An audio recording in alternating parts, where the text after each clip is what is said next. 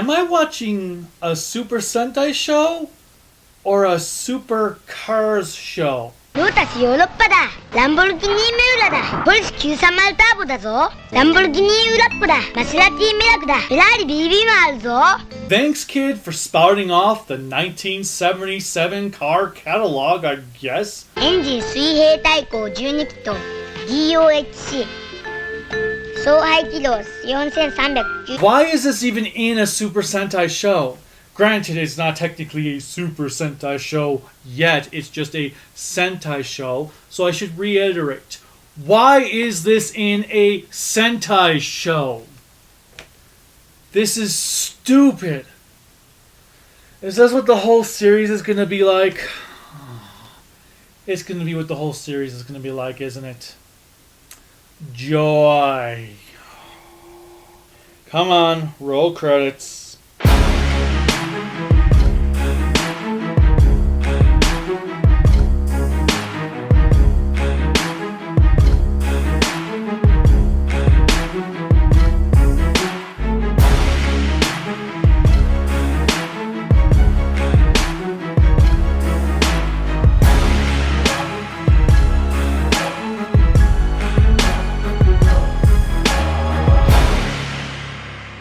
Remember to click like, subscribe, the bell notification, and whatever else YouTube has you clicking on to support us.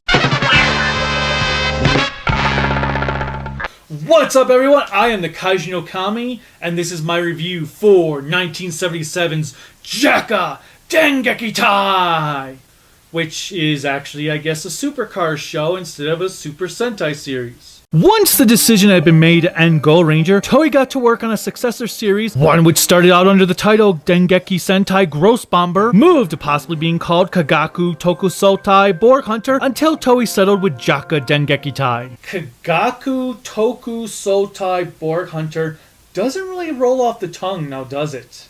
The title JAKQ itself is derived from our main heroes, who hold a playing card theme. A Nintendo playing card theme, to be more specific. Thus, the name stands for Jack, Ace, King, and Queen Blitzkrieg Task Force. Sounds more like a comic book villain that would stuff your loved ones into the fridge. This time around, JAKQ featured only 4 heroes as opposed to Goranger's 5, at least initially. As of this moment in time, JAKQ is the shortest Sentai show to date, for it had been cancelled after 35 episodes due to poor ratings. Was its cancellation justified, or is JAKQ just simply misunderstood?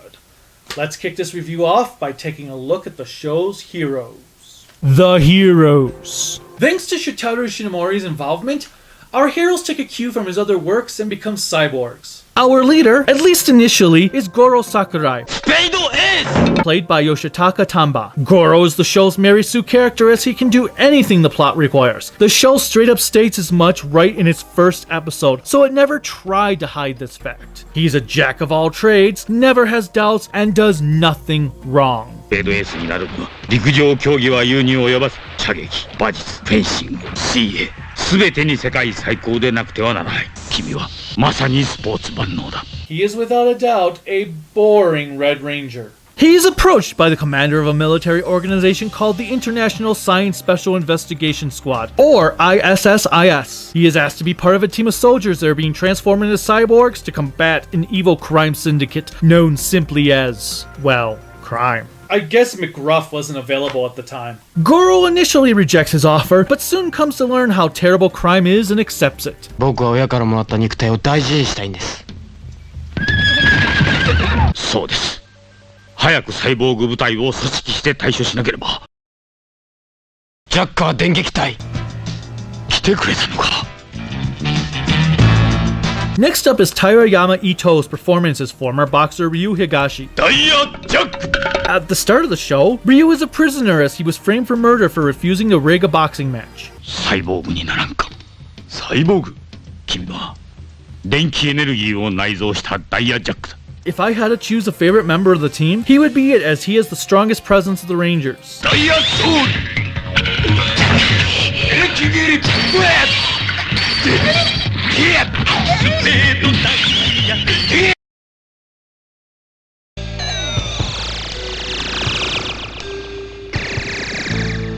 勝負だ。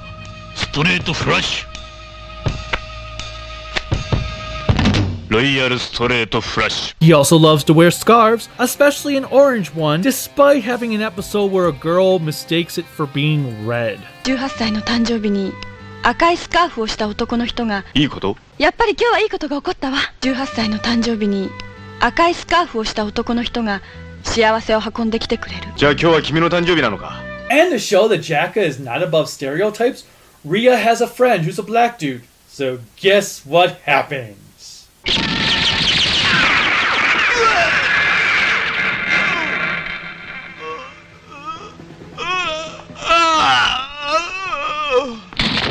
The third member of the team is Bunta Daichi.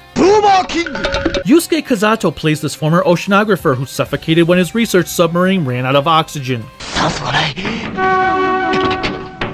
もしもしもしもし応答願います。酸素がないんです。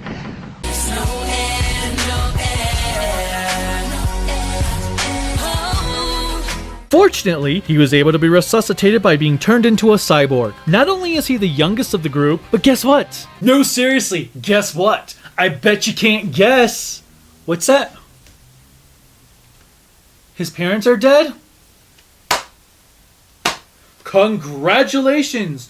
You are absolutely, positively correct. His parents and their sister are dead. キングはね、飛行機事故で両親と妹さんを亡くしているんだよ。 As such, he is quite sensitive to plane crashes, as is the case when crime blows up a plane that happened to have a young girl he befriended on it. エミちゃん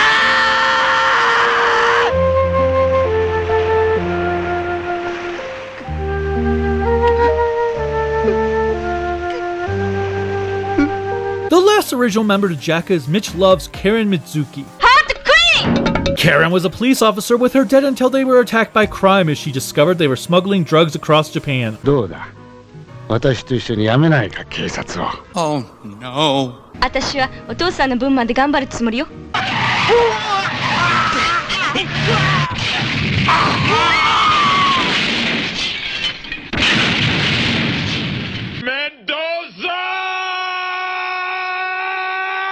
Karen survived but lost an arm in the assault, which is what drove her to join JAKQ upon being offered a position.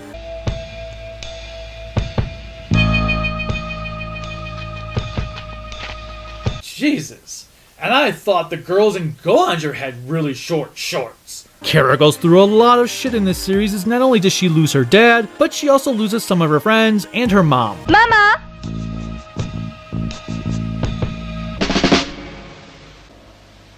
Mama! Is it any wonder why she always has resting bitch face? Also, what is up with this attack? I want you, baby! I want you, baby! Sexy! Sexy? Oh, and she's deathly afraid of vampires for some reason. I guess it could be worse. 私も行くんですか？当然じゃないか。君も行って吸血鬼にガバッと噛みついてこい。It is no laughing matter. Their commander is a man nicknamed Joker. That's not funny. He wears a brightly yellow-colored military uniform and is the one who always gives the team their missions and goals. He doesn't do much outside of that, except for one episode when he actually joins in on the battlefield. 2/3 of the way through the show, he just ups and leaves because he got a promotion in New York City. This leaves a new man, played by Goranger's Hiroshi Miyauchi, in command as Banba Sokichi. I don't understand the point of his character. Sure, for the show itself, ratings were down, so Toei decided to change up the formula, and in doing so, they pretty much Jasoned Goro by putting Banba in charge, but there is no build up to it whatsoever. It all pretty much goes down like this. I'm your leader now. Okay. It's so bad that Banba even takes center stage throughout most of the series' remaining episodes, relegating our core team to a supporting cast. Sometimes they only show up to fight the monster of the week at the end of the episode, and that's it. What's even worse is that Banba doesn't even transform into Big One most of the time to fight the episode's monster. He will appear transformed just to place the cannonball in the cannon to finish off the monster, and that's it. Big Bomba, Big Arrow!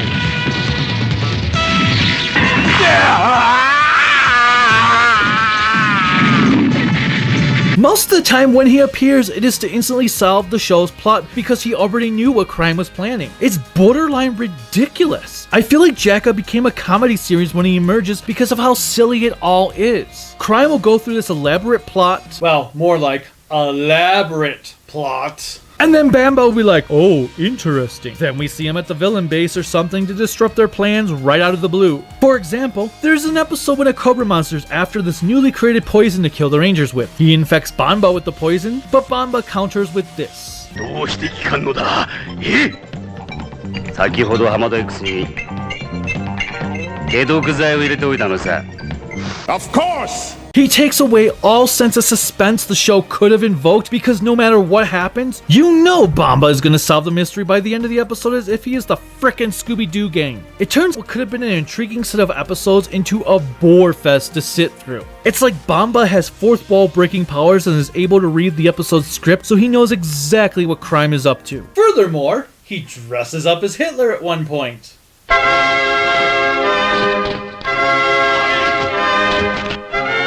Guten Tag, es Ihnen.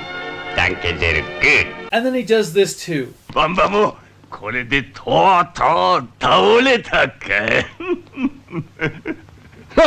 おお、そうか。お前たちもそんなに嬉しいか。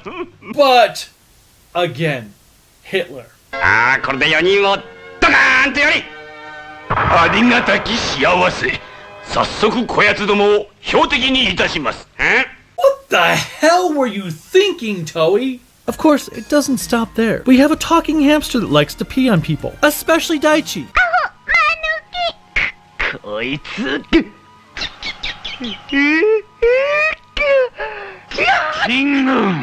A comic relief character is also introduced when Bamba is because the show wasn't getting silly enough there.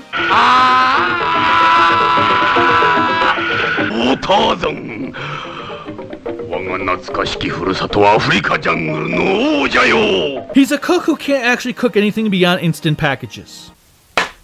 There's also a group of female agents brought into the show that do very little compared to the ones from Goranger. None of them even get an episode to themselves. They seem like they are there merely for fan service reasons, though I'm not sure if that is even possible given how little screen time they have. When it comes to weapons and gear, JAKQ is a weird team. They don't have your standard henshin device. Instead, they have to go into a tube that transforms them through what may be the longest henshin sequence ever.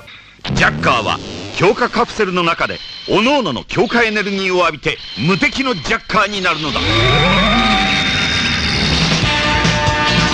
God, that sequence is so boring. And they don't even update the footage later on in the show when Karen cuts all of her hair off. Karen, changeだ! OK!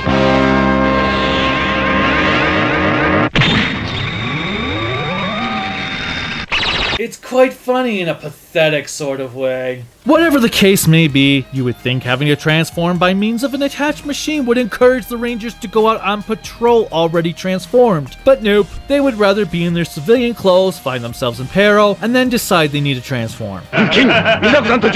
Initially, their way of destroying a monster is to hit it with their heads really hard to send it flying into the air, and then they shoot it with their hands or something.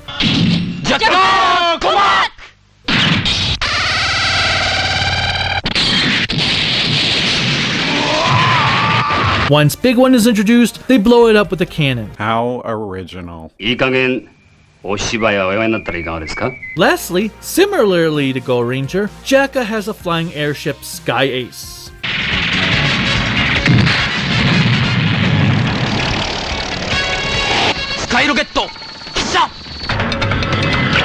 Sky Ace lets them get around Japan instead of the more traditional mecha that would be introduced in the successor series. They really don't utilize Sky Ace as much as the Gorangers did with both of their airships, which is quite disappointing. The villains. Like I said, crime is a crime syndicate. Such a stretch. But did you know that they're also run by aliens?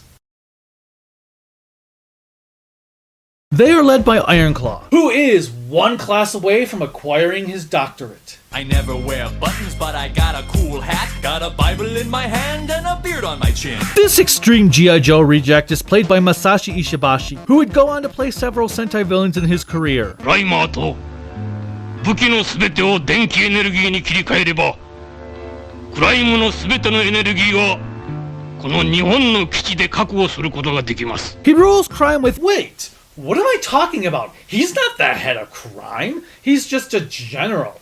The real ruler of crime is a mysterious alien known as Shine.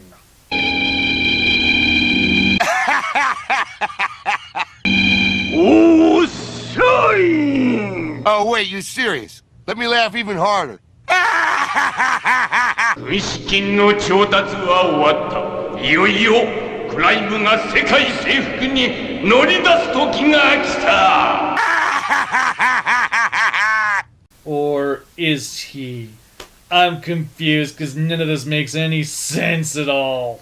Either way, it doesn't matter because both Shine and Ironclaw are as one-dimensional as the sheet of paper I am reading from. Ouch! Ironclaw does at least get an interesting cat and mouse sequence with Banba though. ある時は銅像、ある時は墓参りのおんぶし、美女、エビ取りの男はほぼさん。ある時は掃除婦、ある時は固めの運転、紙芝居、小無双、ホテルのボーイ。Until Ironclaw is revealed to be nothing more than a general, he had a bunch of goons who are just a bunch of generic men with such original names as Tokyo Boss, Yokohama Boss, Crime Boss, Crime Boss, Crime Boss, and Crime Boss. The monsters of the week start out as nothing more than mechanical creatures that have the word devil in front of their names, such as Devil Killer,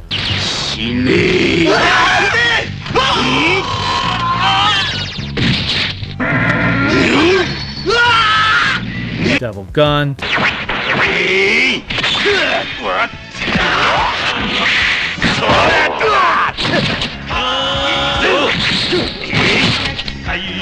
Devil Electric, and Devil Ball. Yeah, this series is totally going for originality.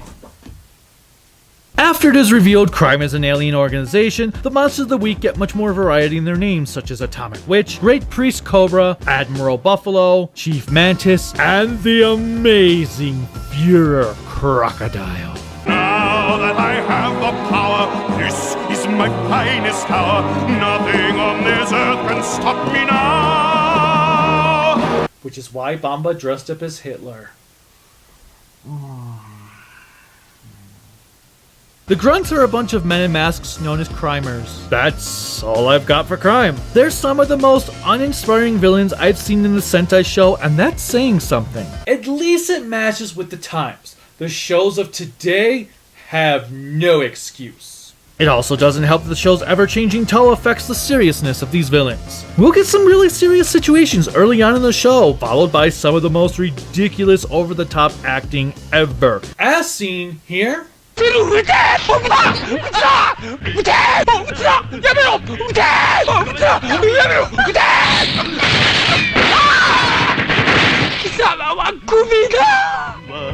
The effects and music. JAKQ is pretty much on par with its effects and music for what was available and going on at that time. I can't say there's anything that blows me away in either department, yet there isn't anything I would say is downright terrible either. The effects are what they are. Nothing stood out to me as being particularly bad. Some of the later episodes started to have that cool gliding camera aspect I've repeatedly discussed, especially during Sota's era.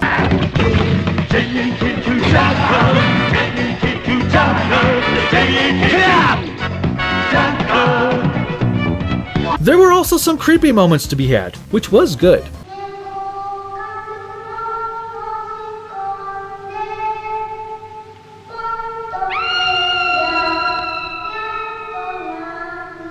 Wow, that's messed up.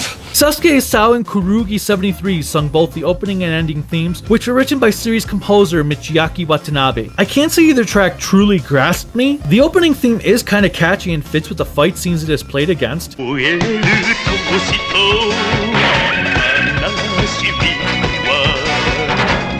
On the other side of the spectrum, Itsuka Hana wa Sakudaru is quite forgettable in my book.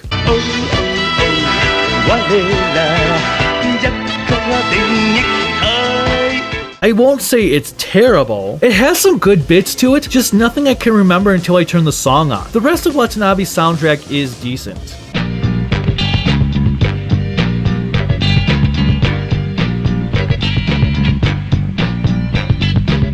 the episodes. Unfortunately, it seems like Toei had no idea what they wanted to do with JAKQ. It started out as a crime drama, then became a Goranger copycat to a generic Toku show, and finally ended up as a comedy series. We will go from having people die left and right,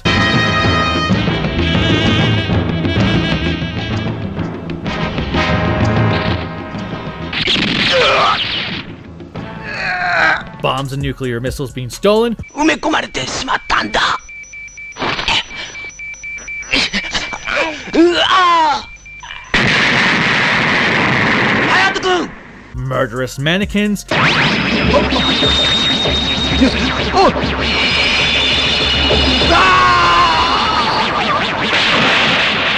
slave labor camps,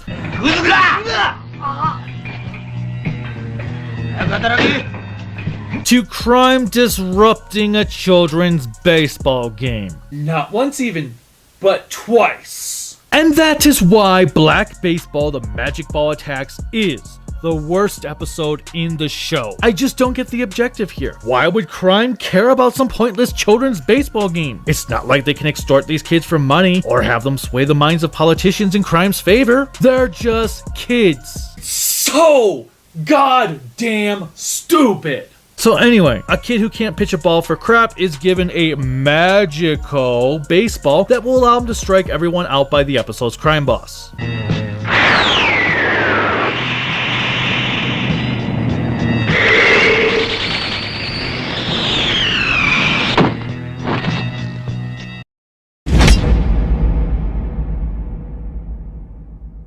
It turns out the baseball is being controlled by Devil Ball, and the kid starts to feel bad about his success when the Rangers are getting hit with the ball, which leads to the Rangers discovering Crime's dastardly plot. 電波でコントロールできるようになっている。クライムじゃないでしょうか。クライム？そういえばジャックも頭を狙われたな。狙いはジャッカーですよ。This is the first episode where the tone completely felt different from the previous episodes, as if I was watching an entirely different show. It was a complete disaster of an episode. This is not the way to change your show's tone. And yet, the show still isn't even fully silly at this point, as it will be later on. But by the time that happened later on, I didn't care anymore. As for my favorite episode, that honor goes to 6 Targets, the Exploding Flower. This is the episode I talked about earlier on in my review. Karen's mom runs a clothing shop. One of her friends who's an employee at the shop is fitting a dress for Karen, wears it, and it ends up killing her because crime put an electrical bomb in the dress.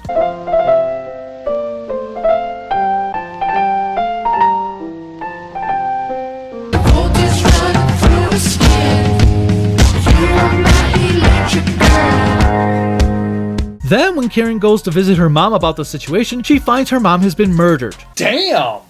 This sets her on a quest of vengeance.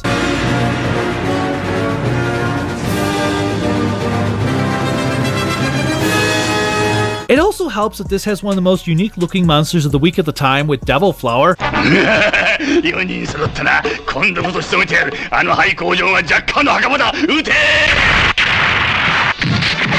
It's the one I kept reflecting back on, especially when the show's tone changed. Actually, I should probably elaborate more to specify that it really wasn't the tonal shifts that ruined this series for me. I actually found the vast majority of it to be borderline boring at times. It wasn't until the Exploding Flower episode where I really found myself starting to enjoy the show, only for it to switch its tone a few episodes later without any rhyme or reason for it. As such, JAKQ was always dragging its feet for me. The lack of character development didn't help much, nor the uninteresting monster designs for crime. It also doesn't help the series had no multi-part episodes until its finale, so every episode pretty much repeated the same formula over. Nevertheless, it was quite clear Toei had no idea what they wanted to do with it, which is why the story dawdles around between average and mediocrity until it was ultimately cancelled. All of the signs were there, I'm just surprised they decided to cancel it so late in the game. This also results in an extremely rushed and lackluster finale. The movie. Despite being cancelled, Toei released a theatrical film in 1978 with Goranger, simply titled JAKQ vs. Goranger. It's alright. It goes back to a more serious tone, which is good. Of course, there is one major plot hole I can't go into due to series spoilers. However, if you've seen the series in full, you probably know what I am referring to. Iron Claw brings in 4 generals from around the world to help him take over Japan, one of which is wearing a Death Star on his head. 船長スカイエースが追ってきます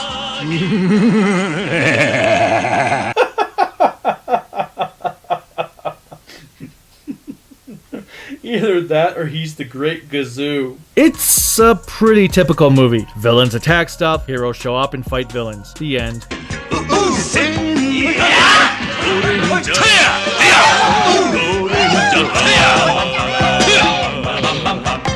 Peggy is the only member of Goranger we actually see in person, while the other 4 are just in-costume voiceovers. Gorenger はアフリカ戦線で活躍中と聞いていました。サハラ将軍の率いるサハラ軍団を追っかけてきたんです。そうだったんですか。It's a little disappointing, yet harmless fun. JAKQ is like the Predator 2 of the Sentai franchise, a piss-poor follow-up to a strong premiere. Toei just had no idea what the hell they wanted to do with the show, and as such they kept changing the tone over and over until something stuck, which clearly nothing did because it was ultimately cancelled. As such, I have no choice but to give this mediocre series a 2 out of 5 grown-ups in spandex. It's a shame as I enjoyed Goranger immensely. JAKQ, not so much. I just hope that whenever I get around to watching Battle Fever J, it sticks with the tone it starts with. Now, would I recommend watching JAKQ? Sure, why not? It's harmless, and you might find yourself enjoying the tone shifts even though they didn't work for me. It's definitely worth at least a one-time watch. Until next time, bye.